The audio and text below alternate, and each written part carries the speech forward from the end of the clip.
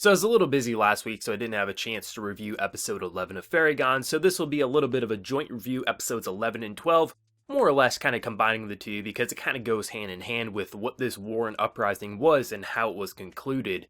But holy shit, this season felt like payoff. I've been saying it since episode 1, I saw the potential in this show, and there is still another core. We do have another core lined up for the fall 2019 anime season. We will have more Faragon in the future. For now, however, this is all that we have, and this was an attempt to overthrow the unified world, and it did fail miserably because of war hero Radon. In episode 10, I was saying that this man seemed to me like he was actually not a bad person who just did bad things during a war, which is pretty much what every soldier, general, and leader does in times of battle. Unfortunately, if you are forced into the middle of conflict, you will get your hands dirty, and sometimes you'll take innocent lives, and it will be justified according to your chain of command, or maybe even yourself, because this is times of war, this is what happens. The thing that makes Radon so interesting, which I started to see in episode 10, was that he doesn't seem to run away from his crimes or his war deeds. He recognizes what he's done, but at the same time, he gave me the assumption that maybe he was a better person than we were giving credit to, because up to that point, our perspective of him was from Veronica and Marlia's side, and after seeing how he's the reason the uprising failed, literally killing the traitor, like, this man is clearly a person who values unity. He wants to keep this country and world safe, and he's fine getting his hands dirty need be, but at the same time, he won't let tyranny overtake what he considers order. This is a man who doesn't run away from his crimes, but at the same time, wishes that more people would kind of thank him for what he has done. This is such an interesting character. I absolutely adore Radon, and after this season finale, or the core finale, for season 1, I'm not sure if they're going to call next season season 2 or if this will still be season 1 or not, but nonetheless, I think he's definitely my favorite character in the show at this point. Any character who has done unjustified things, but unfortunately maybe had to do it or maybe did it and regrets it, it's just such an interesting concept, especially seen by the fact that he easily could take the throne for himself. I think his fairy's called Thronebreaker.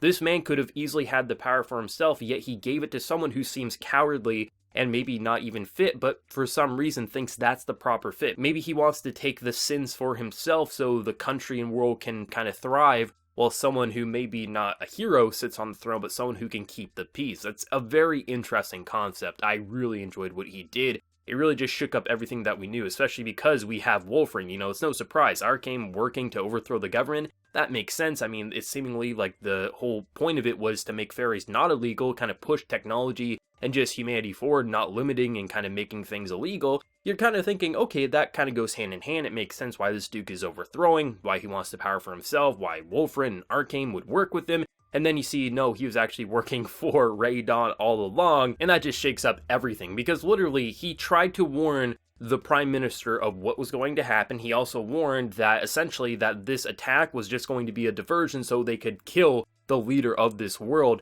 That is such an interesting motive for a character who has been perceived by us as a scumbag, someone who just burned down a home and village and innocent people, but seemingly is someone actually fighting for the world at the end of the day. And it's going to be interesting to see where both Veronica and Marlia will go with Radon in the second core, because I truly expect at this point, Veronica is going to try to kill Radon, no questions asked. But because of what he just did in this battle, I do think we might see a conversation between the two, with Marlia as well as Radon, and maybe she will be able to forgive him, or maybe not even just forgive, but maybe put that hatred away. And will there come a battle where Marlia actually fights for Radon against Veronica? That would be very, very interesting. But I think this battle and just kind of war overall, it ended as quickly as it began, which is kind of how battles work. Especially if you're trying to overthrow a government, it can end as quickly as it starts. Sometimes it gets dragged out for years, but other times if you cut off the head of the snake, the rest will just kind of slither away, and that's what ultimately happened. They got pushed back, and after the Duke's dead, there's not much more you can do. And I really liked that because it felt as if we were building up to this moment throughout this entire core. It felt as if this was a band-aid being applied to the world, that supposedly we had unification, but at every moment the band-aid was slipping off more and more, and ultimately we reached the point where a group and a Duke tried to overthrow everything, but ultimately didn't have the skills to do so. I do expect that we might see something similar in the second core, maybe a bit more power and uprising, maybe with some more intelligent leadership, but still, this won't be the end of it, and this won't be the last time we see someone trying to kill the leader of the world. But seeing it all crumble and crash and burn, it kind of was to be expected, but felt like payoff. I've seen some people talk about how BV, he was kind of walking and not getting shot. To me, it wasn't that they were poor archers or just, shots, things like that. It was more of, I think it was something to do with his fairy weapon and the fact that it does give you extra powers. That's kind of my mindset anyway. I'd like to think that it was something to do with the actual weapon that he possesses, which does kind of turn them into super soldiers, rather than thinking it was just the anime trying to make it look cool and badass when it doesn't make a whole lot of sense that he wouldn't get shot. So that's just something I do want to mention, because I have seen a couple of people mention, like, what in the actual hell, how didn't he get shot? That's where my mind's at anyway. But BV was a very entertaining addition to this battle, because he is just a tank. He cuts through. In last week's episode 11, he's literally whistling the OST we're listening to as his people are just killing all of the ones who are peeking up, being like, oh, what a dumbass, we're gonna kill him. And then that was just so badass. This character against Free as well was just so fun, because Free, he had to pick up the sword that his kind of mentor, his friend, used to wield and have to rise to the occasion. But unlike him, he can't do it alone. That's why he has the support of his party, and the fact that characters like Marlia were actually rising to the occasion, not letting the death no longer affect her. She remembers the death, but it's not holding her down. She values her teammates, and she's trying to support and protect what she cares about the most, which would be this world as well as her team. And I really like that, just seeing how the battle was functioning. You got a lot of fairy on fairy action, a lot of human combat. Even though the animation overall was pretty lackluster between both episodes, when it counted, when they really needed to get that flash and substance in our eyes, I think they did a pretty solid job. It really felt like at every moment characters could die, we might get another big death, or we might actually have a victory. And to just see that it came so close to everything crashing and burning, and if it wasn't for Radon, it would have. Holy shit, we never would have said that in episode 1 or 2. We would have thought, screw Radon, let's cut off his head. And I just love that. I think they just really pulled a fast one on us, but it felt like a satisfying payoff. It really felt like this series, it had an interesting story to tell, and we're only halfway through it. We have a few months break, sure, but still, there's a lot of interesting characters to explore. Veronica, Radon, hell, just where we're going to go after a failed uprising. I just thought it was just so fun and satisfying, and I love the political landscape to this show. It was just such a different experience than what you typically see with anime. Like, not only just visually, but just the style of storytelling. Like, at first, I was like, Marley is a fine character, but nothing too special. Then we get her character development. I'm like, wow, she's actually one of my favorite female characters of this season. Radon, oh, he just did some shitty things in a war, let's get him killed, who cares?